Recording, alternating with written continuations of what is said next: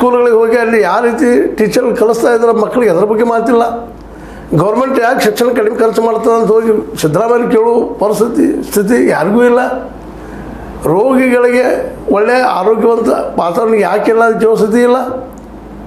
ಒಬ್ಬ ದುಡಿಯೋ ನೌಕರಿ ಇಲ್ಲ ಯಾಕಿಲ್ಲ ಅದು ಕೇಳುವಂತಿಲ್ಲ. ಅವ್ರು ಹೇಳಿಬಿಡ್ತಾರೆ, ಅವ್ರಿಲ್ಲ ನಮ್ಮಲ್ಲಿ ಬಡತನ ಹೋಗಿಬಿಡ್ತು. 25 ಕೋಟಿ ಮಂದಿ ಶ್ರೀಮಂತರ ಇದ್ರ ಮೇಲೆ ಸೈಕಲ್ ಮೇಲೆ ಮೋಟ್ರ್ ಸೈಕಲ್ ಮೇಲೆ ಒಂದು ಮೊಬೈಲು ಅಥವಾ ಒಂದು ಏನಪ್ಪ ಟಿ ವಿ ಮೇಲೆ ಸಾವ್ಕಾರ ಹಿಂಗೆ ವಾದ ಇವತ್ತು ಹೇಳಿದ್ರೆ ಅಂದರೆ ಇದ್ರ ಅರ್ಥ ಏನು ಅಂತಂದ್ರೆ ಶ್ರೀಮಂತ ಬಡವರು ಇಲ್ಲ ನಮ್ಮ ದೇಶಗಳು ಎಲ್ಲ ಶ್ರೀಮಂತರ. ಹಾಗಾದ್ರೆ ಜಗದ 140ನೇ ನಂಬರ್ ಏನಪ್ಪ ನಿಮಗೆ ಗೊತ್ತು ಪರ್ ಕ್ಯಾಪಿಟಲ್ ಇನ್ಕಮ್ ಅಂತೀವಿ ನಾವು, ತಲಾ ಆದಾಯ 140 ನಂಬರ್ ಇದ್ದೀವಿ ನಾವು. ನಮಗಿಂತಲೂ 35-40 ಪಟ್ಟು ಮುಂದದ ಅಮೇರಿಕಾ, ಚೈನಾ 10-15 ಪಟ್ಟು ನಮಗೆ ಮುಂದದ. ಯುರೋಪಿಯನ್ ದೇಶಗಳೆಲ್ಲ ನಮಗಿಂತ 5-10 ಪಟ್ಟು ಹೆಚ್ಚಿದ್ದಾವೆ.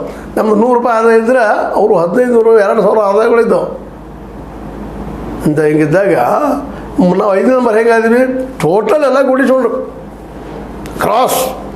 ಅದರಿಂದ ಹೀಗಾಗಿ ನಮ್ಮ ಇದ್ರ ಬಗ್ಗೆ ಯಾರು ಚರ್ಚೆ ಮಾಡಿದ್ರು ಇವರು ಎದ್ದ ತಕ್ಷಣ ಮೀಡಿಯಾದವರು ಎಲ್ಲಿ ಹೋದ್ರು ಭೇಟಿ ಆದ ಏನು ಕೂತಾರೋ ಈಶಾ ಫೌಂಡೇಶನ್ ಶಿವನ ಮುಂದೆ ಇಬ್ಬರು ಕೂತಾರೆ ಮಾತಾಡಿ ಇವರು ಏನು ಪತ್ರಕರ್ತರು ತತ್ವ ಅವ್ರ ಪ್ರಚಾರಕರು ಇವರು. BJP ಅನುಕೂಲ ಮಾಡಿಕೊಡುವಂಥದ್ದು, ಕಾಂಗ್ರೆಸ್ ಅನುಕೂಲ ಮಾಡಿಕೊಡುವಂಥದ್ದು ಆ ಪಕ್ಷದ ಪ್ರಚಾರಕರನ್ನ ಇವರು. ಅಷ್ಟೊಂದು ಇನ್ವೆಸ್ಟ್ಮೆಂಟ್ ಮಾಡಿ ಕೋಟಿಗಳು ಇನ್ವೆಸ್ಟ್ ಮಾಡಿ ಮೀಡಿಯಾಗಳನ್ನ ಮಾಡಿ ಕೇವಲ ಇಂಥ ವಿಚಾರಗಳು ಹೇಳೋದ ಮೀಡಿಯಾ ಮೇಲೆ. ಒಬ್ಬ ಬಡವ ಸಾಹಿತ್ಯ ಇರೋದು, ಒಬ್ಬ ಬಾಣಂತಿ ಸಾಹಿತ್ಯ ಇರೋದು, 1-2 ವರ್ಷ ನ್ಯೂಸ್ ಮುಗಿದೋದು ಮುಂದೆ ಮರೆತು ಬಿಡಿದವ್ರು ಎಲ್ಲದಾರ ಏನದ ಎಷ್ಟು ಸತ್ರು ಅವ್ರ ಬದುಕೇನಾಗಿದೆ ಅವ್ರ ಮನೆ ಪರಿಸ್ಥಿತಿ ಅನ್ನೋದು ಇಲ್ಲ.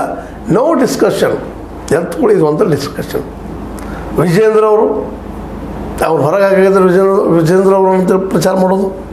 ಇಲ್ಲ DK ಶಿವಕುಮಾರ್ ಹೇಳಿ BJP ಹೋದ್ರೆ 60 ಮಂದಿ ತೊಗೊಂಡು ಅಂತ ಹೇಳೋದು. ಇಲ್ಲ ಸತೀಶ್ ಜಾರಕಿಹೊಳಿ ಅವರು 25 ತೊಗೊಂಡು ಇನ್ನೊಂದು ಪಕ್ಷಕ್ಕೆ ಹೋದ್ರೆ ಅಂತ ಹೇಳೋದು BJPಗೆ. ನೀವು ಏನು ನಿಜವಾಗಿಯೂ ಅವ್ರು ಹೋಗ್ತಾ ಇದ್ದಾರೆ ಸತ್ಯನ ಇದನ್ನು ಇವತ್ತು ಚರ್ಚೆ ಮಾಡಬೇಕು, ಜನಸಾಮಾನ್ಯ ಚರ್ಚೆ ಮಾಡಬೇಕಾಗಿದ್ದನ್ನು. ಈ ಮೀಡಿಯಾಗಳು ಏನು ಮಾಡ್ತಾ ಇದ್ದಾರೆ ಇವತ್ತು ಯಾಕೆ ಮೀಡಿಯಾದ ಬಗ್ಗೆ ಮಾತಾಡ್ಬೇಕಂತ ಅನ್ಸಾಗಿರ್ತಿದ್ರು. ಇವು ನೋಡಿ ಇವತ್ತು ಇವತ್ತಂದ್ರೆ ಜೋರ್ದಾರ್ DK ಶಿವಾದರು ಎಲ್ಲಿ ಹೋದ್ರು